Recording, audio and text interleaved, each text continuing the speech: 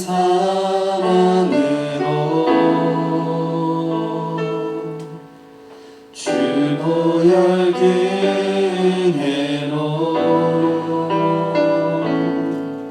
그 사랑으로 교회 세우사 그 나라 임하였네. 신실한 주의 사랑, 신실한 주의 사랑, 내 삶에 가득하나.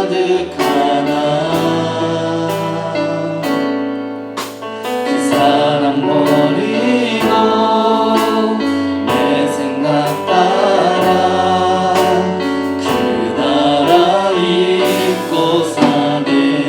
날 위해 흐르는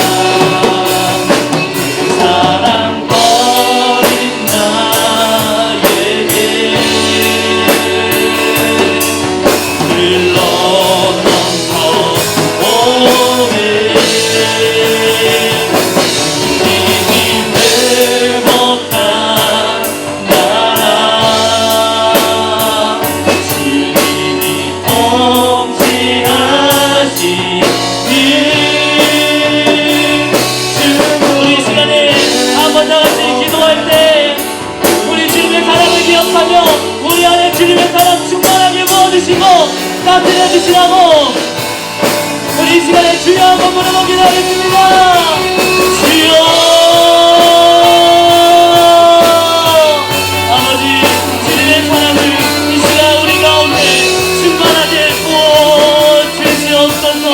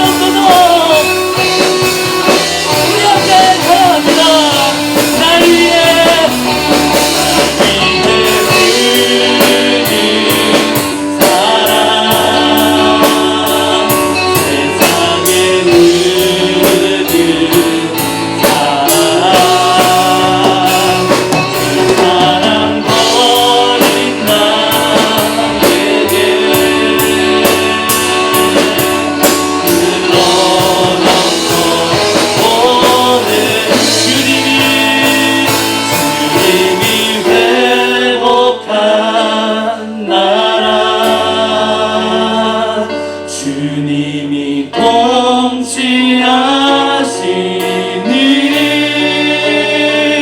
주목에 될 소망 품고서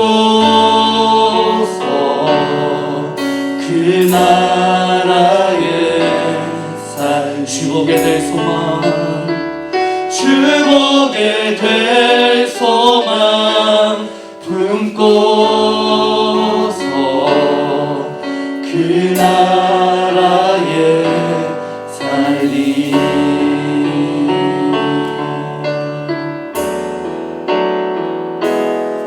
아름답고 놀라운 주 예수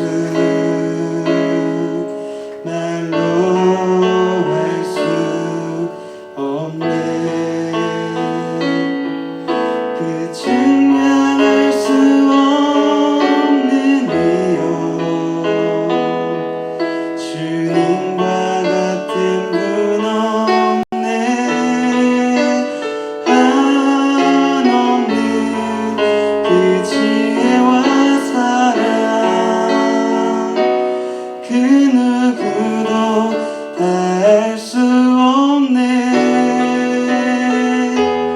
아름답고 놀라운 주 예수 보좌에 앉으셨네 주님 앞에 내가 서 있네 주 앞에 내가 서 있네 주는 거룩하신 하나님 그 앞에 서 있네 우리 다시 한번 찬양합니다. 아름답고 놀라운 주 예수 말로 할 수 없네 그 증명할 수 없는 이요 주님과 같은 분 없네 한없는 그 지혜와 사랑 그 누구도 다 할 수 없네 아름답고 놀라운 주 예수 보좌에 앉으셔 주님 앞에 내가 서 있네 주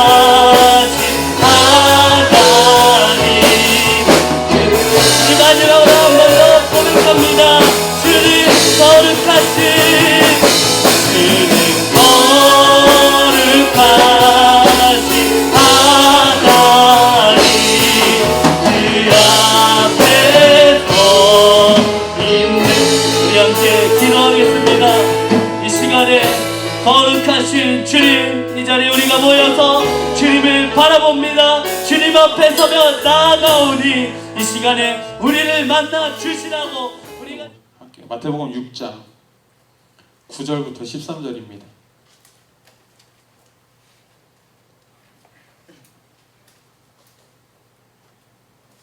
마태복음 6장 9절부터 13절. 그러므로 너희는 이렇게 기도하라. 하늘에 계신 우리 아버지여, 이름이 거룩히 여김을 받으시오며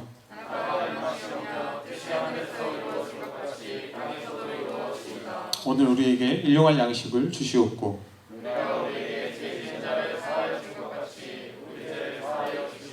함께 읽겠습니다.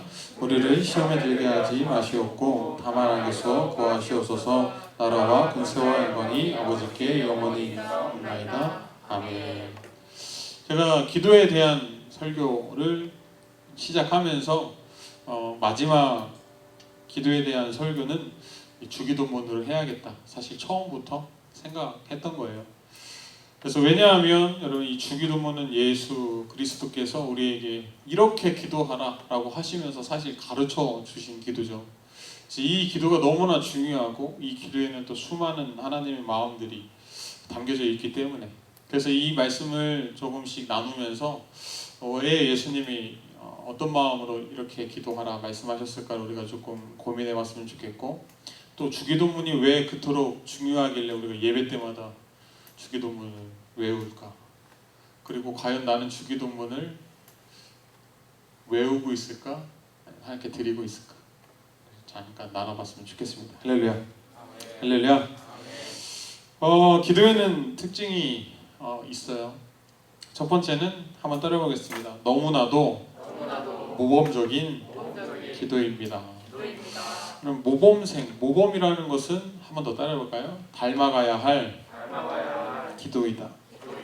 그러면 이 주기도문, 예수님이 가르쳐 주신 이렇게 기도하라 하신 이 기도는 모범이, 어떻게 보면 답안지 같은 기도예요. 물론 여기에는 이제 나의 진짜 내가 겪는 삶이나 이런 것들은 덧붙여야 될 것이겠지만, 진짜 우리가 기도할 때 모범적인 답안이라고 할 수 있는 건 주기도문이라는 것이죠. 그렇기 때문에 중요한 거예요.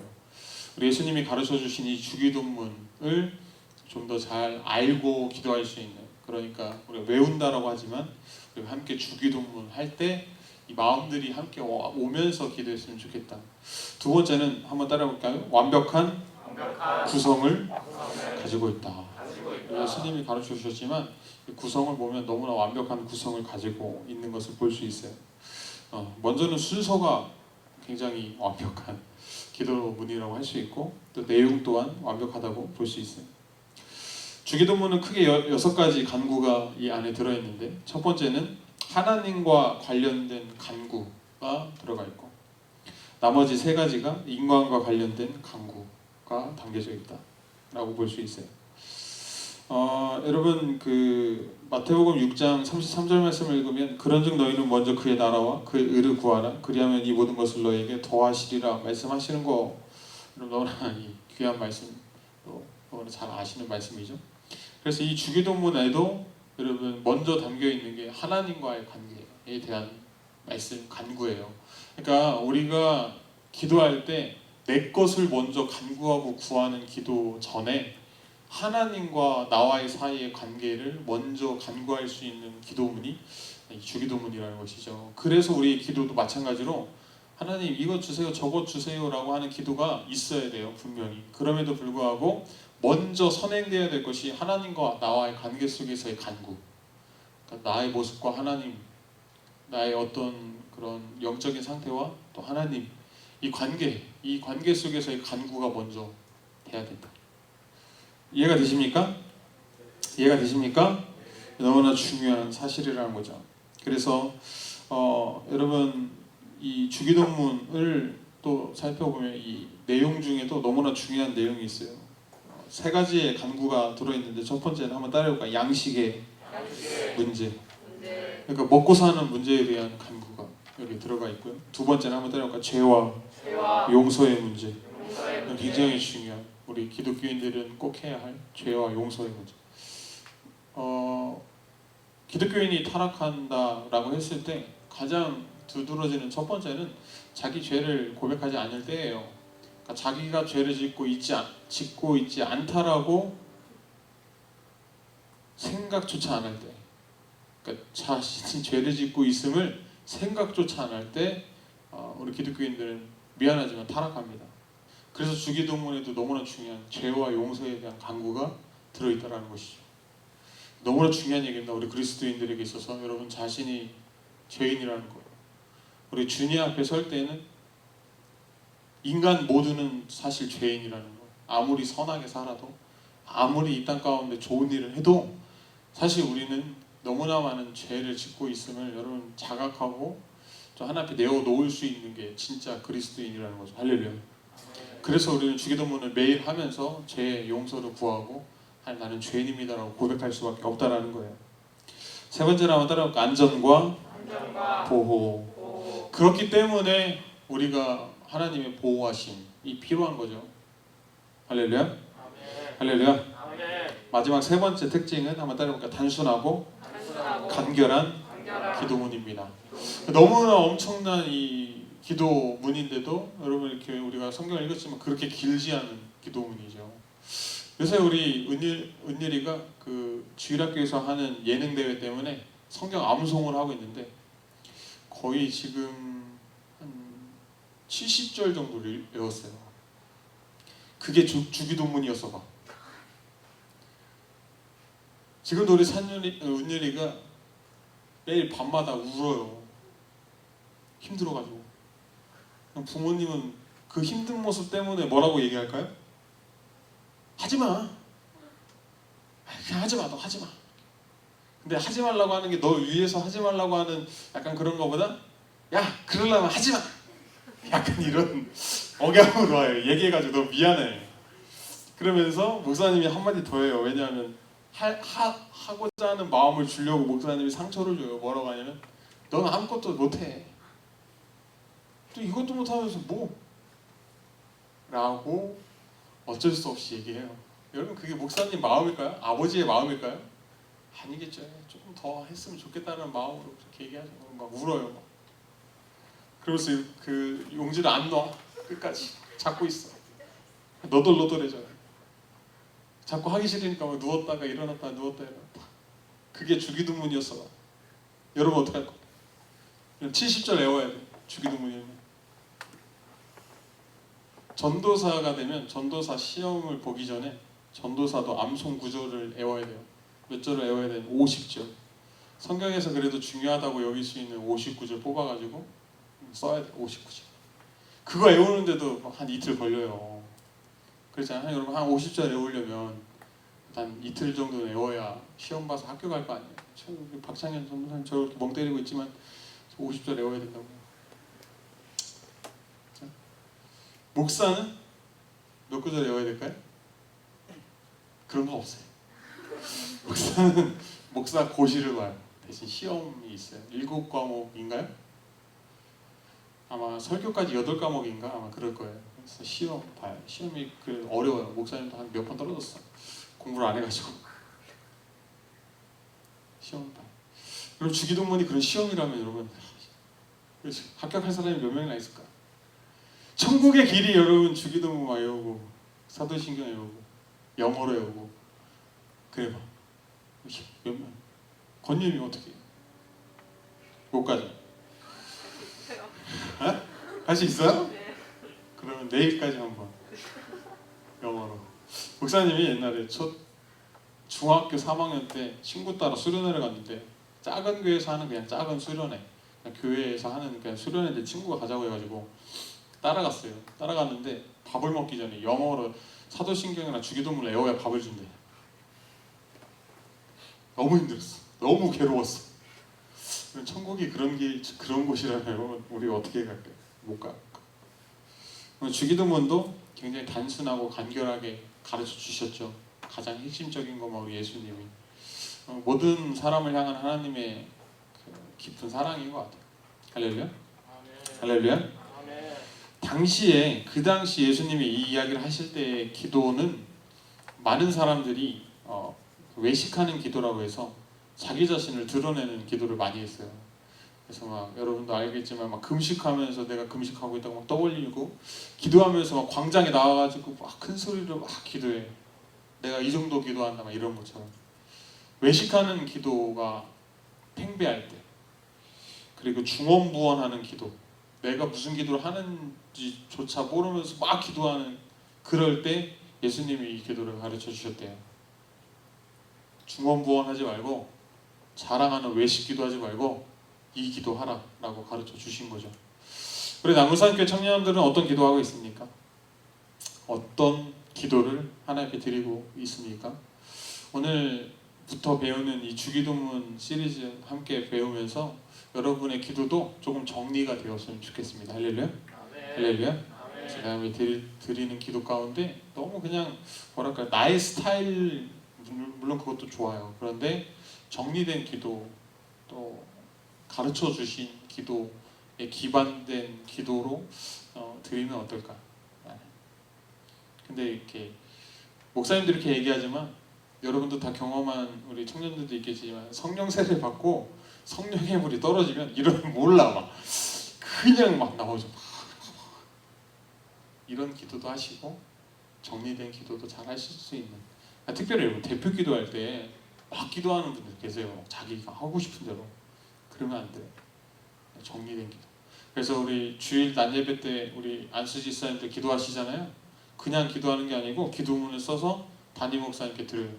담임 목사님이 삭제할 부분 삭제하게 해주시고, 대부분은 그냥 하시지만 길어, 너무 길면 또 잘라요. 너무 막 그런 안 들어가도 될, 그러니까 대표 기도로서 안 들어가도 될 기도들을 많이 쓰시면 그런 부분 생략해 주시고 하거든요. 그러니까 정리된 기도가 굉장히 중요하다라는 것이죠. 오늘 함께 앞부분 하늘에 계신 우리 아버지까지 함께 배워보려고 합니다. 할렐루야. 할렐루야. 오늘 한번 읽어볼까요? 마태복음 6장 9절의 말씀 같이 한번 읽어봅시다. 시작. 그러므로 너희는 이렇게 기도하라. 하늘에 계신 우리 아버지여. 할렐루야. 그래서 오늘은 하늘에 계신 우리 아버지여 라는 게 어떤 뜻이 있을까라는 주제로 함께 나눴으면 좋겠습니다. 첫 번째, 하늘에 계신 우리 아버지여에서 하늘에 계신이라는 말입니다. 여러분, 하늘이라는 뜻은 뭐 많은 뜻을 가지고 있겠지만 첫 번째는 새들이 날아다니는 공중, 우리가 흔히 알고 있는 하늘이죠. 할렐루야. 요새 하늘이 너무 예뻐요. 왜 그런지 모르겠어. 하늘이 진짜 하늘색이야. 물론 햇빛에 비친 우리의 눈이 그 보는 파란 빛이겠지만 진짜 하늘빛. 하늘 보셨어요? 목사님도 특별히 남해 내려가면서 하늘 봤는데 너무 예쁜 거예요. 하늘이. 또 내려가는데 노을도 조금 졌어. 그래서 위로하러 가는 길에 내가 위로를 받아. 하늘을 보면서. 구름도 원래 구름이 이렇게 손바닥처럼 있는데 이렇게 구름이 있을 때 있잖아요, 그죠?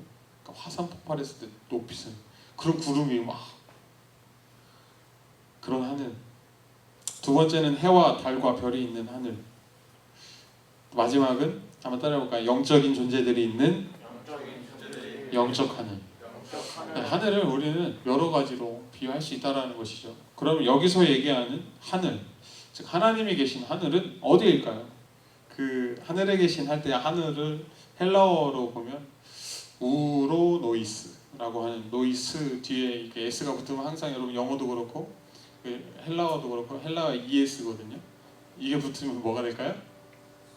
복수가 돼요. 복수. 그러니까 여러.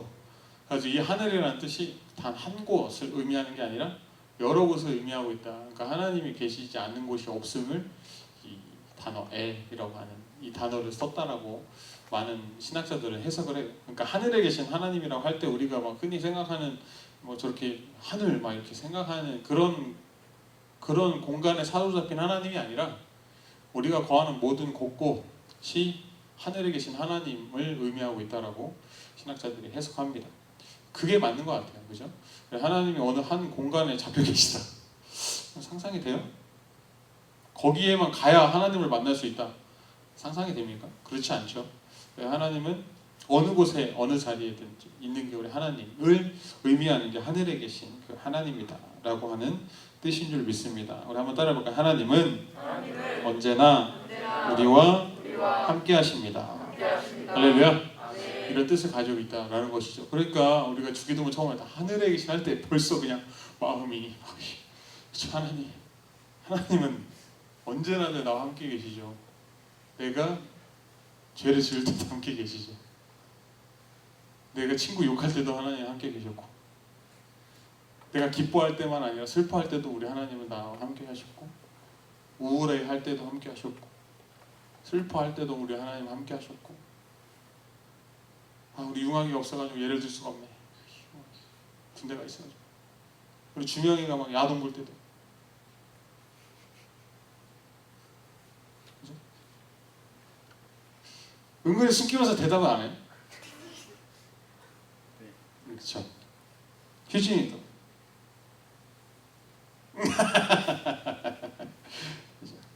우리가 수많은 죄 가운데 있을 때도 사실 우리 하나님 함께 하시는데 우리는 아니라고 하죠. 아니야. 그래도 이때는 함께하지 않았을 거야. 말은 안 해도 얼렁뚱땅 넘어가죠. 이런 기억하시길 주님의 이름으로 축원합니다. 하나님은 언제 어디든 어느 장소든 어느 시간에든 함께하시는 하나님이시면, 그래서 여러분 고백해야 돼요. 할렐루야. 나와 함께하시는 하나님. 두 번째는 한번 따라합시다. 우리.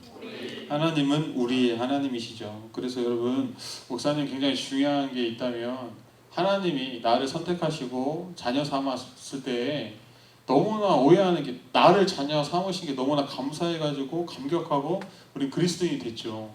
그래서 우리는 고백해요. 하나님 나를 사랑하셔가지고 나를 자녀 삼으신 게 너무나 감사하다고. 근데 문제는 뭐냐면 옆 사람은 아니라고 생각할 때가 너무나 많다는 거예요. 무슨 말이냐면 하나님의 사랑은 모두에게 다 향해 있는데 우리는 나를 향한 하나님의 사랑만을 감격하고 나를 향한 하나님의 사랑만 사실은 주목하고 기억하고 있다는 거예요. 그래서 사실 우리라고 하는 공동체, 우리라고 하는 이웃을 우리는 너무나 쉽게 비교하고 따지며 하대할 때가 너무나 많다는 거예요. 특별히 우리는 종족, 피부색, 또한 신분, 그다음에 그런 부자와 가난한 자, 흑백 논리로 우리는 너무나 많이 알게 모르게 여러분 우리는 미안하지만 따져요. 여러분 친구 사귈 때 여러분 어떻습니까? 나와 공통점이 많은 친구가 되고, 그래도 나를 이해해주는 사람이 친구가 되고, 나를 욕하지 않는 사람이 친구가 되죠. 우리라고 했을 때에는 여러분 사실 이 우리는 울타리가 없는 우리를 의미해요. 그래서 목사님이 성교학을 공부하지만, 그래서 이 성교학에서는 굉장히 울타리를 넘어가야 된다, 이 울타리를 무너뜨려야 된다라고 얘기를 많이 해요. 그래야 성교가 된다라고. 당연한 얘기죠. 근데 그 울타리를 넘음이 굉장히 어려운 거예요. 특별히 이 성교학에서 이슈하고 있는 것은 뭐냐면 오늘날 난민들을 예를 많이 들어요. 여러분, 난민들이 어떤 사람들이냐면 자기 나라에서 도저히 살 수 없어가지고 그 배에 작은 막 통통배 타고 막 건너와가지고 거의 죽을 둥 살 둥 건너온 사람들이 난민들이잖아요. 근데 왜 수많은 나라들이나 수많은 지역들이 난민을 못 받아들일까요? 왜 그럴까요? 우리가 생각할 때 우리 난민이라고 하면은 진짜 힘들고 어려운 사람들 아니에요? 막 아이 데리고 오다가 부모님은 죽고 아이 혼자 막 와가지고 난민 되고 이런 사람들이라고 우리는 생각한다고요. 근데 왜 우리나라도 여러분 난민 그렇게 쉽게 안 받아들인다고요? 왜 그럴까요? 어려운 질문인가? 왜 안 받아들여요, 휴진아? 다 받아들여야 되잖아, 그지? 특별히 우리 휴진, 그지? 왜 안 받아들이냐고. 근데 그러니까 네가 생각하는 한 가지 이유를 얘기해봐요. 범죄의 위험성. 그렇죠. 이게 굉장히 중요해요. 범죄의 위험성. 어떤 예를 들냐면 우리 교수님 같은 경우는 난민을 받아들여야 된다. 수많은 이 난민을 허락해야 된다고 하는 수많은 사람들이 있죠, 그죠? 그 사람들한테 이렇게 얘기해야 된다는 거예요. 난민 5명을 너의 집에, 너의 방에, 너의 침실에 살게 할 수 있겠냐? 이라크 혹은 중동에 있는 난민들이 내 집에, 내 거실에, 내 주방에 들어와 살게 할 수 있겠냐는 거예요. 희진아, 난민 5명, 어리고 막 힘들고 병든 사람이 아니라 건장하고 조금 생긴 것도 막 우락부락한, 근육도 막 엄청난 그 난민이 모습으로 너네 집에 5명이 산다면 내어줄 수 있겠냐고. 어렵겠죠.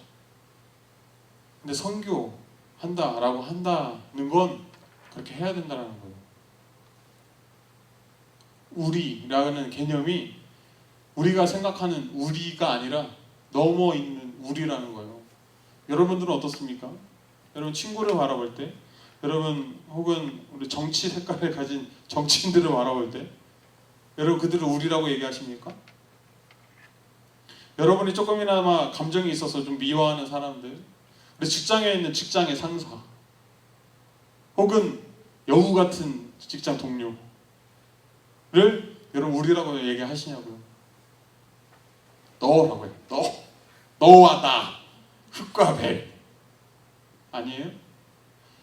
여러분 우리가 주기도문할 때 하늘에 계신 우리 하나님, 우리 아버지는 여러분 모두에게 다 열려있는 하나님임을 우리에게 가르쳐주고 계십니다.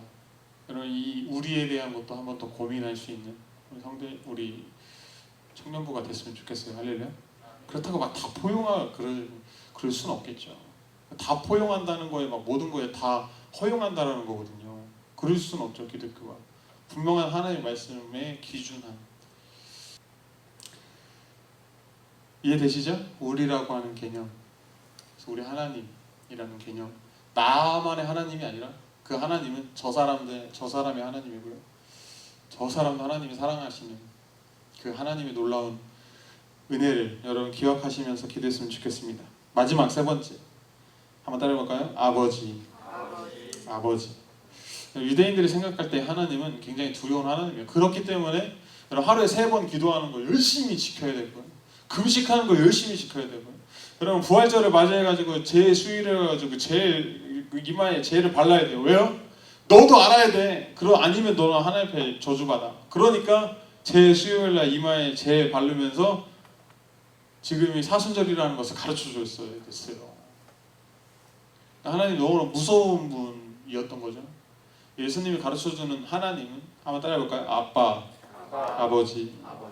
이것은 어떻게 보면 친밀성을 의미합니다. 그래서 여러분 하나님이 아버지가 되는 사람은 하나님이 두려운 분이 아니라 한번 따라해볼까요? 사랑의 하나님이십니다. 믿으시기를 주님으로 축원합니다. 근데 여러분 아버지는 사랑의 아버지신데 여러분 아버지 어때요? 좀 물어볼까요? 아버지. 목사님은 아버지는 무서운 아버지였어요. 그러니까 무섭지 않거든요. 근데 무서워. 왜 무서웠냐면 목사님 초등학교 때 오락실에 가고 싶어서 아버지 주머니에 손을 넣는 순간 아버지가 들어오셨어요. 그날 처음이자 마지막으로 아버지가 저를 때렸는데 못 걸을 만큼 맞았어요. 아버지가 때리시고 누나가 들어와가지고 누나 보고 데리고 나가라고 막 소리쳐가지고 나가는데 걷질 못할 만큼 많이 맞았던. 그래서 그때부터 아버지가 무서워. 근데 목사님 아버지는 무서운 분이 아니거든요. 굉장히 충청도 그냥 시골 아버지예요. 그러니까 말도 잘 안 하시고 표현도 잘 안 하시는 아버지. 묵묵하신 아버지. 근데 저는 그 아버지를 무섭다고 생각하는. 아버지가 사랑의 아버지인데 무서운 아버지. 주명에는 아버지가 어떤 아버지인가? 친구 같은 친구 같은 아버지. 너무 부럽다. 목사님은 그렇지 못할 것 같아. 목사님은 그래도 자녀와 아빠는 있어야지. 친구는 친구 사귀면 되지. 아버지까지 친구. 아니 내가 못하니까 그렇게 얘기하는 거야. 이건 좋은 거죠, 그죠? 아버지가 친구 같으면 얼마나 좋겠어요. 그렇다고 야라고는 안 하잖아요, 그죠? 희진이는 저도 같아요. 아버지 같은 친구가 친구 같은 부럽다. 역시 황제도 진짜 훌륭하신 아버지. 원하는 게 안 나오고 있어요. 진욱이는 아버지 어떤 아버지예요? 한마디로 표현한다면 어렵겠지만 뭐라고요? 엄격한 아버지 같다. 사실 그렇죠. 그러실 것 같아요.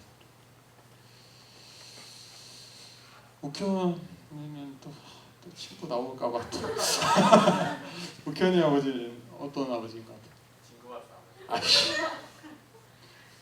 창현 전사님 존경하는. 존경한 역시 한 아버지지만 첫째와 둘째 다른 아버지로. 경은 어떤 아버지예요?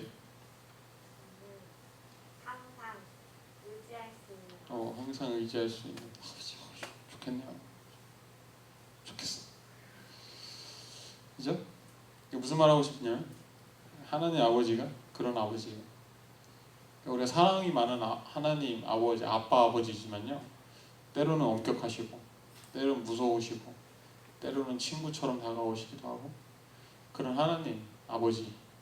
그러니까 친밀하다로 끝나면 안 되는 아빠 아버지예요. 거기에는 책임감도 따르고, 우리가 또 아빠 아버지와 아들과의 관계 속에서 있을 엄격한 뭐랄까 선?